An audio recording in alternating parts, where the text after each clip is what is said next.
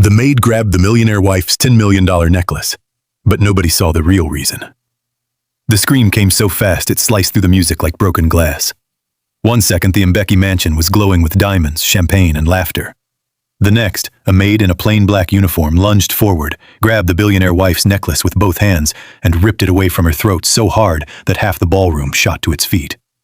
"She's stealing it! Take her down! Get her off, Madame Zarya!" Crystal shattered across the marble floor. A violinist stopped mid-note. Security rushed in from both sides of the ballroom, and at the center of it all stood Nia Okoye. One of the quiet maids no one ever noticed. Her hands were shaking as she gripped a $10 million diamond necklace. Across from her, Zarya Mbeki, the most admired woman in the room, stared back in shock, one hand pressed to her chest. Then Lennox Mbeki, her billionaire husband, shot up so fast his chair crashed backward. "Nia, let go of my wife!" But Nia didn't move. Her knuckles turned white. Her breathing came in sharp, shallow bursts. Her eyes weren't on the money. They weren't even on the diamonds. They were locked on the tiny center setting hanging inches from Zarya's skin.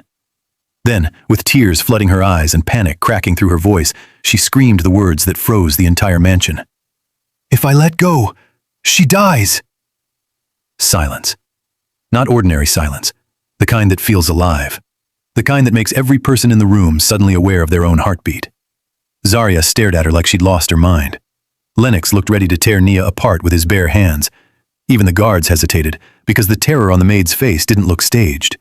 It looked real. Raw. Desperate. "What are you talking about?" Zarya whispered. Nia swallowed hard. "Don't let anyone touch it. Don't touch the clasp, please." One of the guards stepped forward anyway. Nia flinched so hard she nearly lost her footing. "No! If the center stone falls flat against her neck, it triggers." That one word hit the room like a second blast. Triggers. Now the guests weren't just frightened. They were confused. A woman near the bar gave a nervous laugh.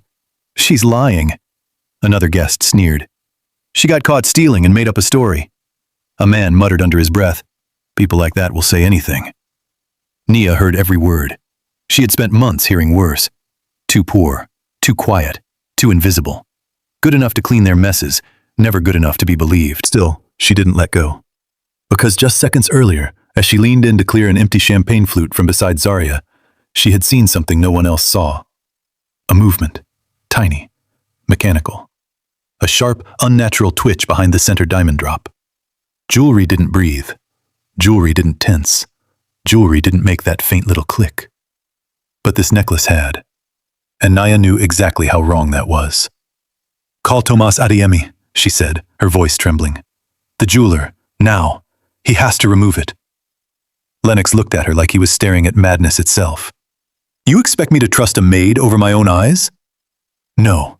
I expect you to trust the fact that I'm still standing here while your guards are ready to break my arms. If I wanted the necklace, I would have run. I grabbed it because something inside it moved."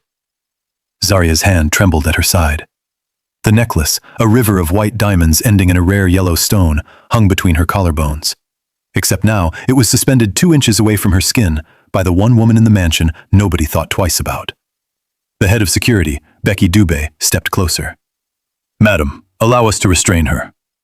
Nia looked straight at him. "If you touch me and I'm wrong, you embarrass yourself. If you touch me and I'm right, you kill her." That stopped him. Because suddenly no one in the room wanted to be the person who tested her. Lennox turned to one of his assistants. "Call Tomas, right now." The ballroom stayed frozen for 7 brutal minutes. 7 minutes of whispers. 7 minutes of cameras lowered, but not all the way. 7 minutes of Zarya standing perfectly still in a gown worth more than most homes, caught between humiliation and fear, while the maid she barely knew held her life in trembling hands. When Tomas Adeyemi finally arrived, the color drained from his face the instant he saw the necklace. He didn't ask what happened. He didn't laugh. He didn't even look surprised. He walked forward slowly, bent close, and whispered, "Who touched the lower mount?" Nia answered immediately. "No one. I stopped it before it settled." Tomas looked at her then, really looked at her, and something dark flickered behind his eyes. He drew in a slow breath.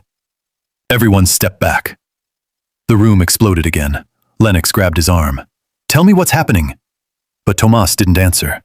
He took a slim toolkit from his pocket, knelt in front of Zarya, and with hands so steady they barely seemed human, slid a narrow metal wedge behind the center setting. A soft metallic tick echoed in the air.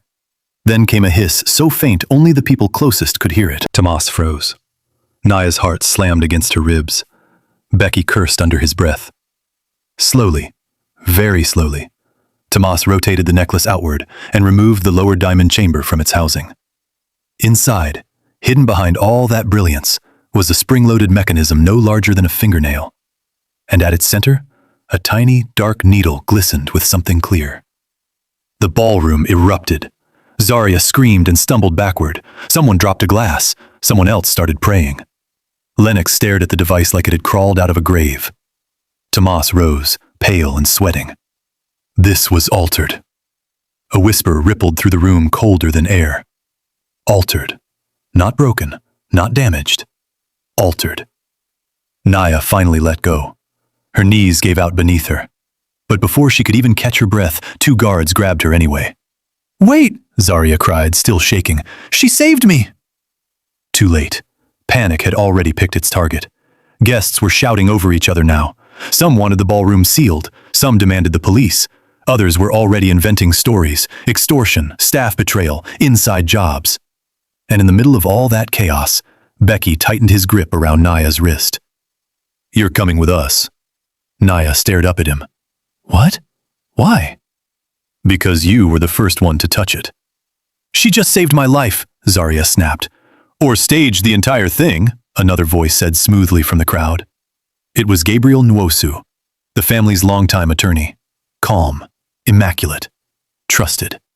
He stepped forward, adjusting his cufflinks as if the evening had barely disturbed him. "With respect," he said, "the maid may have spotted the device, or she may have known exactly where it was." The silence that followed was worse than the first. This time, suspicion had found oxygen. Naya stared at Gabriel, stunned. She had seen him around the mansion plenty of times. Men like him never shouted, never sweated, never looked rattled. They didn't attack. They planted ideas. And the idea he had just planted was deadly. Lennox turned to Naya. "How did you know what to look for?" She opened her mouth, but nothing came out at first. Every eye in the room was on her now. Not like she was a hero, like she was a problem. "My father repaired watches," she said at last. "And jewelry. I used to help him. Clasps, hinges, spring locks, hidden mounts. I saw tension in the setting. I heard a click." Gabriel folded his hands. "Convenient." Naya felt heat rise in her face. "It's the truth." "Then why were you close enough to inspect Madame's necklace in the middle of service?" "Because I was serving the table." A few guests exchanged doubtful looks. It was happening. The room was turning. Zarya looked overwhelmed. Lennox looked trapped between gratitude and rage. Tomas looked like he wanted to vanish into the floor. And Nia, the one person who had acted in time, had suddenly become the easiest person to blame. Becky escorted her out through a side corridor, while the ballroom collapsed into full panic behind them. By midnight, the story was already mutating. Staff whispered that the necklace had been tampered with. Guests were saying the maid had tried to steal it. An influencer had already posted that a servant attacked a billionaire wife during a charity gala. And in a windowless security room beneath the mansion, Nia sat alone with trembling hands, wondering how saving someone's life had somehow become the worst night of her own. Becky stood across from her, watching like she was something he needed to crack open. "Tell me who put you up to it." "No one." "Who told you about the mechanism?" "No one." "Then how did you know that exact part would trigger?" Nia wiped her eyes. "Because the spring was loaded behind the lower mount. If it settled inward against her skin, pressure would release the lock. I didn't know exactly what it would do. I just knew it was built to strike." Becky's jaw tightened. "You expect me to believe you saw all that in 1 second?" "I saw enough to stop it." He leaned in. "Do you know what people do for money in houses like this?" Nia lifted her eyes and met his. "Do you know what people do for power?" For the first time, Becky had no answer. At 2 a.m, Lennox ordered her released. At 2:15, Gabriel suggested she be suspended anyway. At 2:30, Zarya, still humiliated, still shaken, still furious that the whole nightmare had happened in front of hundreds, signed off on Nia's dismissal until the investigation was complete. And just like that, before sunrise, the woman who saved her life lost her job. Nia walked out through the gates carrying a plastic bag with 2 uniforms, a bus card, and her mother's medicine receipt folded in her apron pocket. Rain started before she reached the main road. She stopped beneath a flickering streetlight and finally let herself cry. Not because she'd been fired, not even because she'd been insulted by people whose floors she polished, whose children she covered with blankets when they fell asleep on velvet sofas. She cried because her mother was lying in a clinic bed across town, too weak to work, too proud to complain. And Nia had taken the Mbeki job for one reason. It paid enough to keep her alive. Now that was gone, and the easiest thing in the world would have been to walk away. To say, I tried. To say, let rich people destroy each other. To say, I have my own problems. But standing there in the rain, one thought kept burning through everything else. If someone put that mechanism inside the necklace once, they could try again. The next morning, the mansion woke up furious. Reporters crowded the gates. Guests demanded statements. Social media split cleanly into 2 camps, brave maid or inside thief. Inside the house, Zaria refused to wear jewelry. Lennox canceled 3 board meetings. Their daughter Imani blamed the scandal on weak security. Lennox's younger brother Kellen said the attack proved someone close to the family had turned. And Gabriel Nwosu drifted through the chaos like a man putting out a fire with silk gloves on. At noon, Thomas Adeyemi gave his official statement. Yes, the necklace had been altered. No, the alteration had not come from his original workshop. Yes, the mechanism was sophisticated. No, he could not say when it had been inserted. Half-truths, careful truths, useless truths. Nia knew it the second she heard the statement replaying on a television inside a shop window. Tomas was hiding something. So instead of going to the clinic, she changed direction and took a bus to his studio. He refused to see her. She waited 3 hours anyway. When he finally came out and locked the entrance himself, he froze at the sight of her sitting on the front steps. You shouldn't be here. And you shouldn't have lied. His face hardened. I didn't lie. You said you didn't know when the necklace was altered. That's not true. You know exactly when it left your hands. Tomas glanced up and down the street. Keep your voice down. Nia stepped closer. You recognized that mechanism too fast.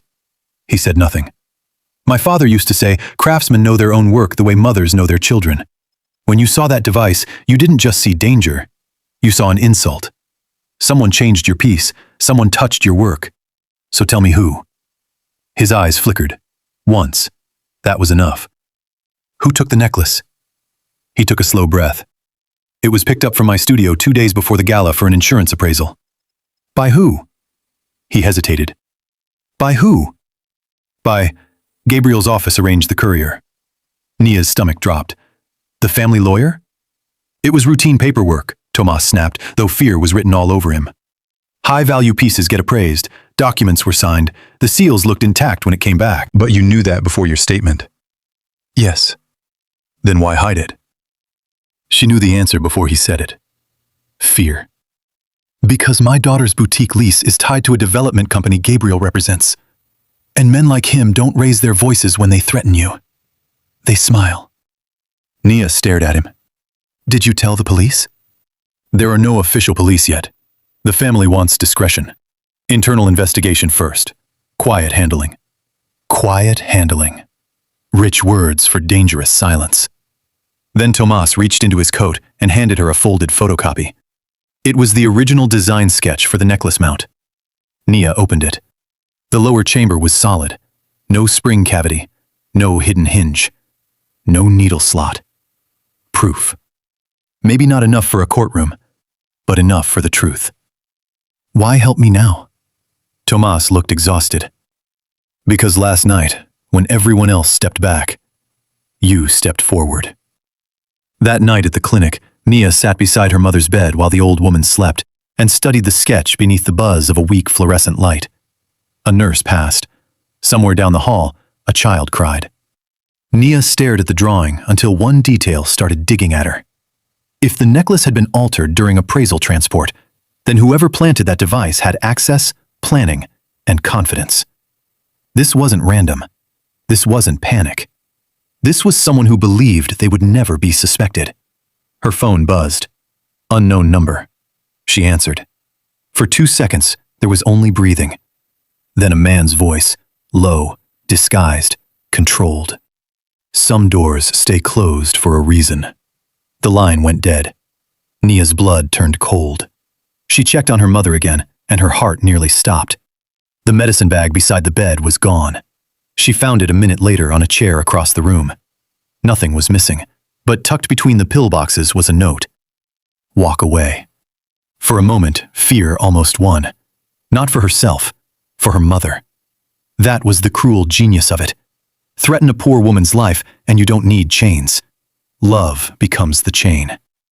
The next day, Nia did something dangerous. She went back to the mansion.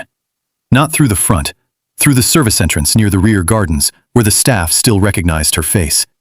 The kitchen supervisor tried to turn her away until Mama Sola, the elderly head cook who had worked in the house longer than anyone, pulled her aside and whispered, "You were right about something. I heard 2 guards talking after midnight. They said the camera footage from the West dressing hall is missing. That hall outside Madame Zaria's room?" Mama Sola nodded. That was where Zaria had dressed before the gala. That was where the necklace had been fastened. If the footage was missing, it meant only one thing. Someone hadn't just planned the attack. Someone had cleaned it. Nia's pulse kicked hard. Who controls those cameras? Mama Sola's eyes shifted. Becky. Of course. The head of security. The man who locked her in a room. The man who had looked at her all night like he was angry at more than just the scandal. Before Nia could move, a voice sliced through the kitchen doorway. What are you doing here? Imani Mbeki, 23. Sharp, elegant, beautiful in the polished, dangerous way rich daughters often are. She stood in cream slacks and a silk blouse, staring at Nia like a stain had somehow walked back onto a white rug. I came to warn your family. Imani gave a short, disbelieving laugh. You've done enough. Someone deleted camera footage. That stopped her. Nia stepped forward. Your mother was meant to die. Whoever did it is still inside this house. You expect me to believe that after what happened? I don't care what you believe. I care whether your mother survives the second attempt. That landed harder than Imani wanted it to. For just a second, her expression cracked. Then footsteps approached. Gabriel. Perfect suit, calm eyes, gentle voice.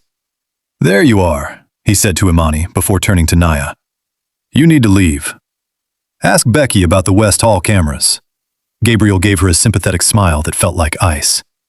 Grief and stress can make people imagine patterns that aren't there. Stress? Nia said. Your client almost died. And thanks to you, she did not, Gabriel replied smoothly. Which is why I suggest you take that blessing and move on. There it was again. Not a threat, an invitation to disappear. Imani looked between them, unsettled. Gabriel noticed. His smile faded just enough for Nia to see what lived beneath it. Control. She walked out of the kitchen, but not out of the estate. Instead, she circled toward the staff garages and waited near the security office until Becky stepped outside alone. The second he saw her, he nearly exploded. Are you trying to get yourself arrested? Why is the West Hall footage missing? He froze. Only for a second, but Nia saw it. Who told you that? So it is missing. That footage is restricted. Because it shows who touched the necklace? Becky stepped closer. Close enough for her to smell coffee on his breath. Listen to me. Go back to your mother. Take care of your family. Stop digging. Why? Because you're involved? His eyes flashed with a kind of anger that startled her. Then just as quickly, it broke. Into fear. Not guilt. Fear. Before he could say another word, a black SUV rolled into the drive. Becky stepped back immediately, his face shutting down again. Leave, he muttered. Nia did, but now she knew. Becky was hiding something. Maybe not everything, but something. That evening, Imani found Nia first, at the clinic. She walked in wearing sunglasses and tension like armor. Nia stood at once. How did you find me? You listed this clinic on the staff emergency contact form when you applied. My mother kept copies. Nia said nothing. Imani glanced at the woman sleeping in the bed. Your mother? Nia nodded, and for the first time, Imani looked ashamed. Only slightly, but enough. I checked the West Hall system, she said. The footage from 15 minutes before the gala is gone. Nia's throat tightened. So now you believe me? I believe someone deleted it, Imani said. That doesn't tell us who. No, but it proves I wasn't crazy. Imani looked down for a moment. My mother won't admit it, but she's terrified. She keeps repeating what you said. Her voice softened. If I let go, she dies. Naya sat slowly. I wasn't trying to scare her. I was trying to stop it. A silence passed between them. Then Imani asked, if the first attempt failed, why wouldn't the killer stop? Because people who risk this much don't stop. They adjust. Imani swallowed. Come back tomorrow. To the mansion? To my mother. The next morning, Zarya and Becky received Naya in the blue sitting room. No cameras, no guests, no chandelier glow, no diamonds. Just sunlight, silence, and the woman whose life had nearly ended in front of a room full of people. Without the audience, Zarya looked smaller somehow, more human, more tired. I should have listened sooner, she said softly. Naya didn't answer. Zarya looked down at her own hands. When you grabbed the necklace, all I felt was humiliation, not fear. I was angry that people were staring, angry that you touched me, angry that I had lost control of the room. She lifted her eyes. Then Tomas opened it, and I realized I was angry at the wrong person. Naya held Tomas's sketch in her lap, but didn't hand it over yet. Why are you still helping me? Zarya asked. After what we did to you? Naya thought of the note, the phone call, her mother's medicine, the easier life she could have chosen. Because whoever wants you dead thinks people like me don't matter enough to keep fighting. I wanted to prove them wrong. Something shifted in Zarya's face. Respect. Maybe shame. Maybe both. Naya handed her the sketch. Zarya studied it, then looked up sharply. This proves the necklace was changed. Yes. Why not go public? Because proof without a path just scares the killer into hiding. Zarya leaned back slowly. Then we need the path. They started with the obvious names. Kelan Mbeki, Lennox's younger brother, who stood to gain influence if scandal weakened Zarya's control of the family foundation. Salman Jaroge, Zarya's personal assistant, who handled wardrobe access and had been acting strange since the gala. Becky Dubé, head of security, with missing footage on his watch. Tomas, the jeweler, with the skill to build the device. And Gabriel Nwosu, the trusted attorney who arranged the appraisal pickup and had been far too calm from the first second. But every name opened another question. By afternoon, a housekeeper brought Naya a rumor she almost dismissed. One of the chauffeurs had overheard Salma crying in the side garden the night after the gala, saying, I only moved the box. I didn't know what was inside. Moved the box. Naya found Salma in the linen hall folding towels with trembling hands. You moved the necklace box, Naya said. Salma nearly dropped the stack. Who told you that? So it's true. Tears filled Salma's eyes immediately. I thought it was paperwork. Gabriel said Madam needed the insurance seal updated before the gala and that Tomas's office had reissued the package. He told me to bring the box from the West dressing hall to his office for courier collection. That's all I did. Did you see who brought it back? She nodded weakly. A man from his office, not the same courier. Why didn't you say that? Because Gabriel came to me before anyone else did. He said if the press found out staff mishandled a $10 million necklace, the family would fire everyone involved. He said I could lose my job, my housing, everything. She covered her face. I was scared. Naya believed her. Again, it came back to the same thing. Fear. Fear moving through that mansion like smoke. That should have been enough to confront Gabriel. But then came the twist none of them expected. That night, Imani dug deeper into the mansion's security archive and found a damaged backup clip no one knew existed. 9 seconds. Grainy, partial, no audio, but enough. The footage showed the West Hall. Zarya's jewelry case sat on a side console.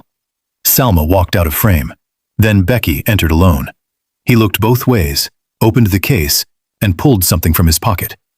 Imani stared at the screen in disbelief. It's him! Zarya went pale. Naya's chest tightened. Becky. For one terrible minute, everything snapped into place too neatly. Missing footage, the interrogation, the warnings, the fear. But Nia kept watching. What did he put in there? Imani asked. I don't know, Nia said. But it wasn't the full mechanism. How can you tell? Because the device was built into the necklace mount. That takes tools, time, and design access. He could have added something after, a tracker, a battery tag, a signal, but not that chamber. Zarya looked at her. Then why touch the box? Nia answered before she even wanted to believe it. Because someone told him to. They confronted Becky in the underground garage. He denied everything for exactly 30 seconds. Then Nia showed him the backup clip. The fight went out of him. He sat down on a workbench and covered his eyes. My son hit a man with his car 6 months ago. The man survived, but there was a witness problem. Gabriel made it disappear. Since then, every favor has had a price. Zarya stared at him in disbelief. You erased the footage. He nodded. And the box? He told me to slip a fresh battery tag under the lining so the replacement seal would scan as original if anyone checked. I didn't know there was a weapon inside that necklace.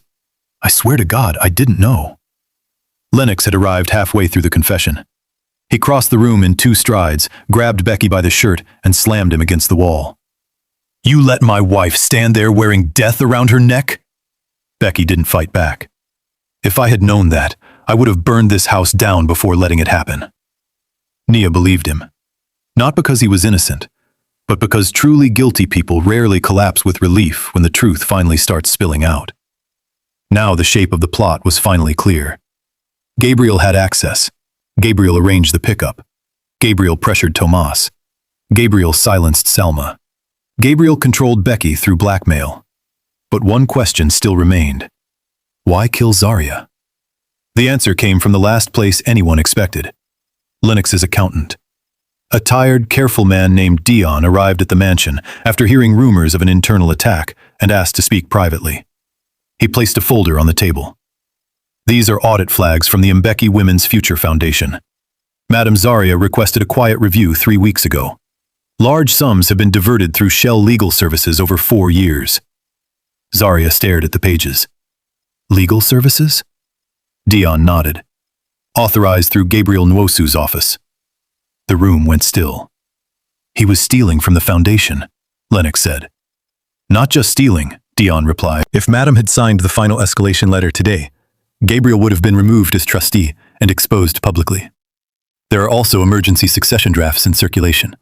If Madame died before signing, temporary control of several foundation assets would shift to the legal trustee. He looked up. Gabriel. Now they had it. Money, power, timing. And if Zarya had died at the gala, in front of hundreds, wearing a magnificent necklace, most people would have assumed heart failure, shock, or some hidden medical condition. Elegant death, public grief, private profit. But Gabriel was already gone. His office line was disconnected. His driver was missing. His home was empty. He's running, Imani said. No, Nia said, staring at the audit folder. Men like Gabriel don't run first. They erase. She was right. The next target wasn't Zarya. It was the evidence. Becky tracked Gabriel's access key to the old records annex at the far end of the estate, the building most of the family never used anymore, where trust documents, foundation papers, and backup drives had been stored before the digital transfer. By the time they got there, smoke was already spilling beneath the side door. Terror! Imani shouted. Becky kicked the entrance open. Inside, file boxes were burning in metal bins. A laptop lay smashed across the floor. The sprinklers had been disabled, and at the far end of the room, under the flashing red pulse of the alarm light, stood Gabriel Nwosu, a satchel in one hand, a small pistol in the other. No one moved. The man who always smiled looked older now, harder, stripped down to the cold thing he had always been underneath. You should have left it alone, he said to Nia. Zarya stepped forward before anyone could stop her. You tried to murder me! Gabriel's expression didn't change. I tried to preserve what I built. You stole from women and children, Zarya said, her voice shaking with fury. You used my foundation like a private vault. Gabriel gave a thin smile. I gave that foundation structure. You gave it sentiment. Lennox lunged, but Becky caught him. Careful, he'll shoot. Gabriel turned his eyes to Nia. This entire empire nearly collapsed because a maid knew how a spring lock works. Nia held his gaze. No, It collapsed because you thought the people beneath you would stay blind. He raised the gun slightly. And yet, you came all this way anyway. Then he backed toward the rear exit. But Nia's eyes went to the satchel. Too square for clothes, too heavy for cash. Documents. Original documents. If Gabriel got away with that bag, he could bury half the truth. "Stop him!" Imani cried. Gabriel fired once into the ceiling. Everyone ducked. Then he ran through the rear corridor toward the helipad access stairs, where the estate's emergency transport pad overlooked the cliffs. Becky took off first. Lennox went after him. Nia ran too, heart pounding, lungs burning, pulled now by something stronger than fear. Justice. Hot and clean. They burst out onto the wind-lashed rooftop just as a helicopter's blades began turning in the distance. Gabriel wheeled around near the edge of the pad, trapped between the railing and the people he never thought would catch him. "End of the road," Becky said. Gabriel pointed the gun again, but his control was slipping. The wind pushed at his arm, smoke still curled up from below. Lennox spread left, Becky spread right. And then Nia noticed something. Gabriel's thumb was hooked through the satchel strap beneath the pistol grip. He valued the bag more than he valued the shot. So Nia did the one thing no one expected. She stepped forward, unarmed, steady. "Look at me," she said. Gabriel blinked. "Not them. Me." The wind whipped her hair across her face, but she kept moving. "You planned everything. The pickup, the pressure, the silence, the cameras. You almost got away with it." His eyes narrowed. She took another step. "You know what ruined it?" He smirked. "Luck." "No," Nia said. "Pride." For the first time, the word landed. "You never imagined that a woman who cleaned your coffee cups could understand the trap you built. You didn't fail because the plan was weak. You failed because you thought I was nothing." His hand twitched. That was all Becky needed. He slammed into Gabriel from the side. The gun skidded across the concrete. The satchel flew loose. Lennox grabbed Gabriel before he could reach either one, and all three men crashed hard into the railing. For one horrifying second, it looked like all of them might go over. Then Becky locked his arm around Gabriel's chest and dragged him backward onto the concrete. Police sirens screamed at the front gates. Too late for elegance now. Too loud for silence. Gabriel fought like a cornered animal, but the mask was gone. The smile was gone. The charm was gone. The control was gone. All that remained was what had been there all along. Greed. The satchel had burst open. Papers whipped across the rooftop in the storm wind. One page slapped against Nia's leg. She bent and picked it up. Emergency trustee transfer. Gabriel's name. Zaria's death contingency. A signature line waiting. He had written her ending before the party even began. Minutes later, under flashing police lights and the smell of smoke, Gabriel Nwosu was led away from the estate in handcuffs, while the cameras finally captured the right villain. Not the maid, not the staff, not the poor woman with trembling hands. The trusted man in the perfect suit.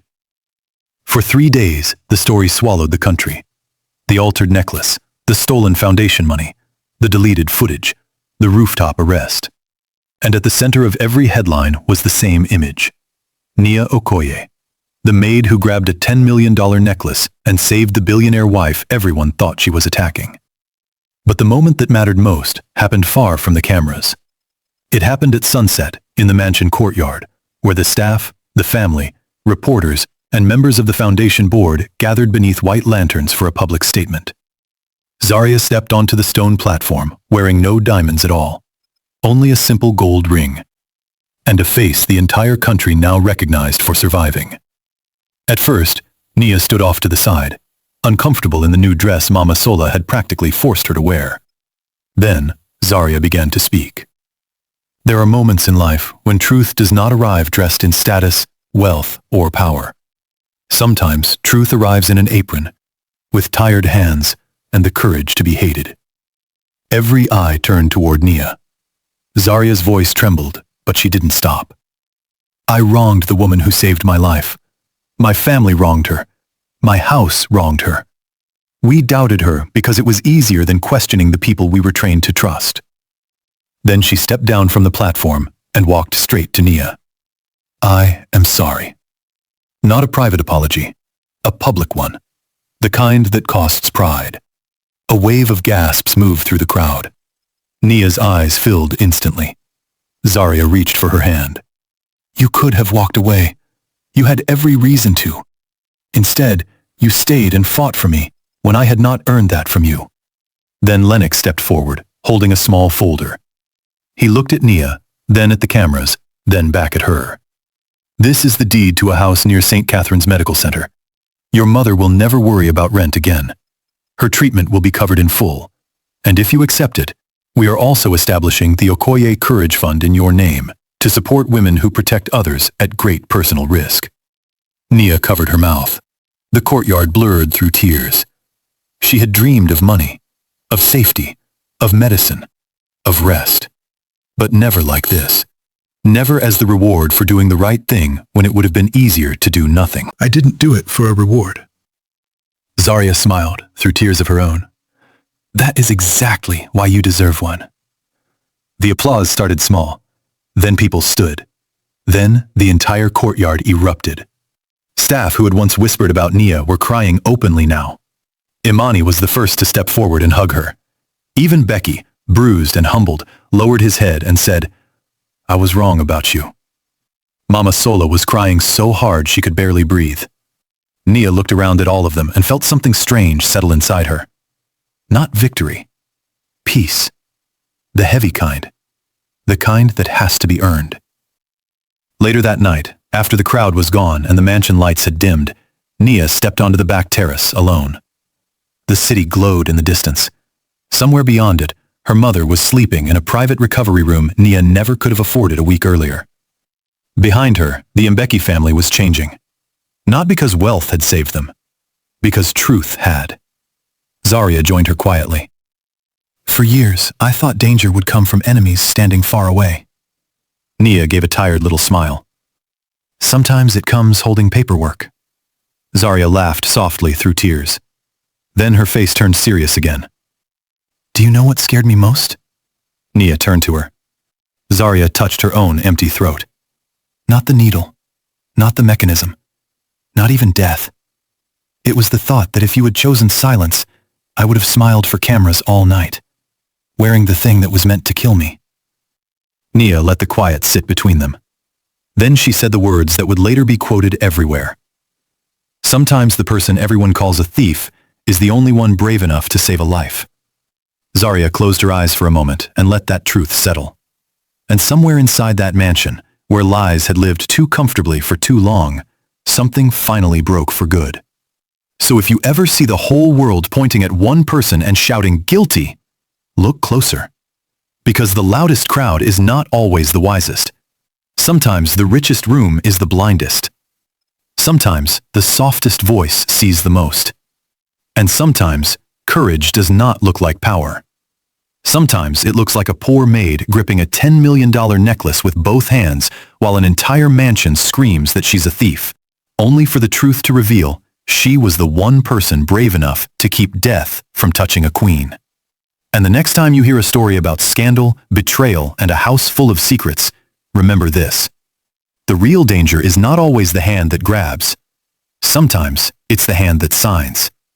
And trust me, the next story is even more shocking.